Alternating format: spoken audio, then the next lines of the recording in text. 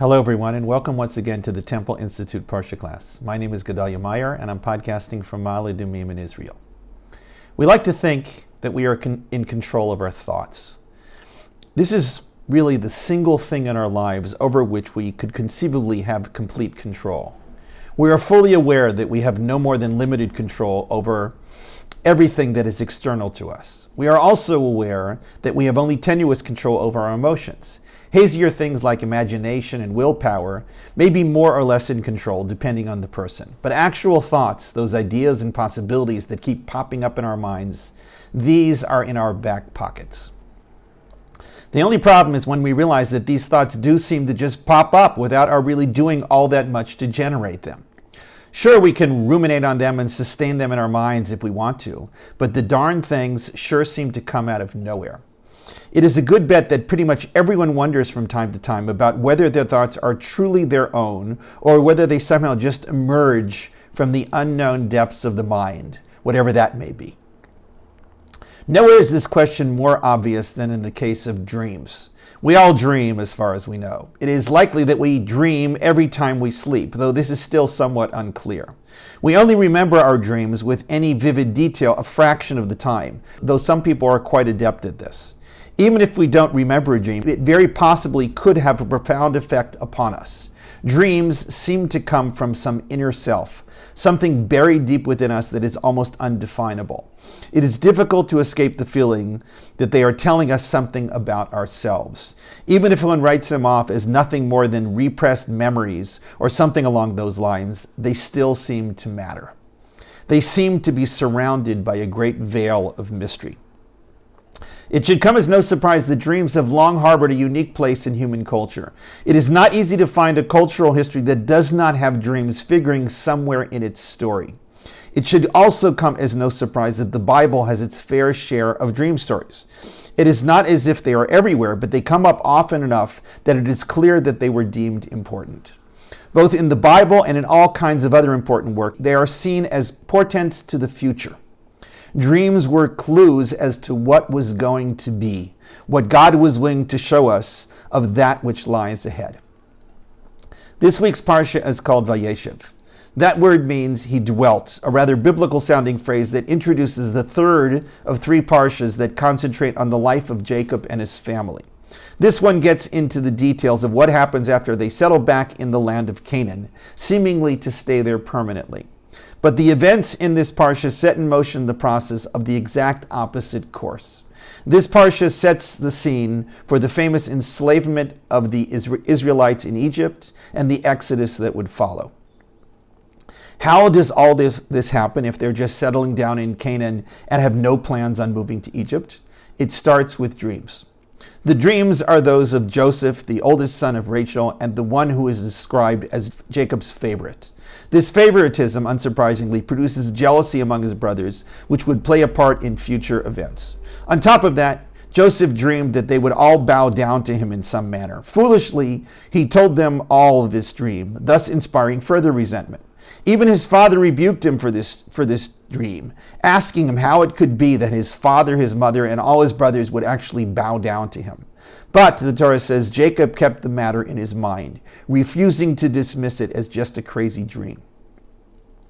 From there, things go downhill. In the course of looking for his brothers, as they are out shepherding the family flock somewhere, they spot him in the distance. They immediately plot to kill him, thus putting an end to any relevance of that dream.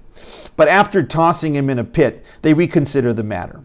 Under the influence of Judah, who seems to have been the one who called the shots, they decide instead to sell him to a passing caravan and leave him to whatever fate awaits. As unlikely as all this sounds, this is precisely what takes place, and Joseph is whisked off in a caravan heading towards Egypt. While a parallel incident takes place with Judah back in Canaan, the story of Joseph continues in Egypt. He is taken into the household of Potiphar, an official of some importance. He immediately rises up in the ranks of the household until pretty much everything is put under his astute charge. Everything, that is, except Potiphar's wife. Rather than being under Joseph's control, she tries to control him through seduction. He refuses her advances until things reach a crescendo. Sensing that she will never succeed in having her way with him, she gets her revenge by accusing him of trying to rape her. Ancient Egyptian society being the way that it was, Joseph has no chance at proving his innocence and is tossed into jail. Thus, this begins the next phase of his strange saga. While imprisoned, he again rises in whatever hierarchy exists there and is put in charge of the jail, though he himself was a prisoner. His two companions in the prison are former servants of the Pharaoh. One was the royal cupbearer and the other the royal baker. It happens that they both dream quite vivid dreams one night and are clearly disturbed the next morning. Joseph notices this and asks them to tell him their dreams, explaining that, quote, the interpretation of dreams belongs to God. Though it is unclear what this was supposed to mean, what is clear is that he considered the interpretation of a dream to be akin to prophecy in some manner. They each tell him their dreams. Both have quite clear memories of what they dreamed, and they tell him in great detail. The cupbearer's dream has a vine with 3 branches, complete with buds, blossoms, and clusters of grapes. The cupbearer squeezes the grapes into Pharaoh's cup and places the cup in his hand. The interpretation of this dream is quite obvious, and Joseph immediately tells him. He says the cupbearer will be restored to his task in 3 days. Upon hearing this, the baker tells Joseph his dream, and it is quite similar but with a significant difference. In his dream, there are 3 baskets with bread on his head. In the top basket, there were all kinds of other baked goods that a bird was eating. Joseph interpreted this dream to mean that in 3 days his head would be chopped off. And so it came to be. In 3 days there was a birthday celebration for Pharaoh, and the cupbearer was restored to his job while the baker was hung. These dreams, both at the beginning and the end of this parsha, would play a significant role in Joseph's status vis-a-vis his family and in the Egyptian power structure. In next week's parsha, the cupbearer would finally remember Joseph's accurate interpretation of the dreams and recommend him to Pharaoh to interpret Pharaoh's own perplexing dreams. Joseph then interprets those as predicting the upcoming famine and advising advanced preparation to protect the nation. He is then appointed viceroy of all Egypt and is in charge of the grain distribution. His brothers end up coming to Egypt to buy bread, and in the course of the various machinations Joseph puts them through, they are compelled to bow down to him. At that time, Joseph remembers his much earlier dream and understands that it was fulfilled through everything that came to pass. There is no question that great significance is placed on these dreams and these stories. They were clearly meant to show what was coming in the future, and that is indeed how they played out. Joseph himself confirms this certitude by saying that the interpretation of dreams belongs to God, a claim that he makes both to the cupbearer and to Pharaoh. This was God's way of telling the people involved that this was to be their fate. What are we to make of all this? How could a dream possibly influence or preview that which lies locked and sealed in the future? There is little question that anybody today who considers themselves to be of a rational frame of mind would have to reject this out of hand. But there it is. While we may be able to come up with a semi-rational explanation for all this, with Joseph, the cupbearer, the baker, and Pharaoh, each harboring thoughts in the depths of their mind that they somehow secretly hoped or dreaded that which they dreamed would come to be, we are not going to go down that route. It really doesn't appear that this was what the Bible had in mind. Rather, we are going to take the more radical route of suggesting that we really don't know the entire notion of the future and what it means in the reality of the present.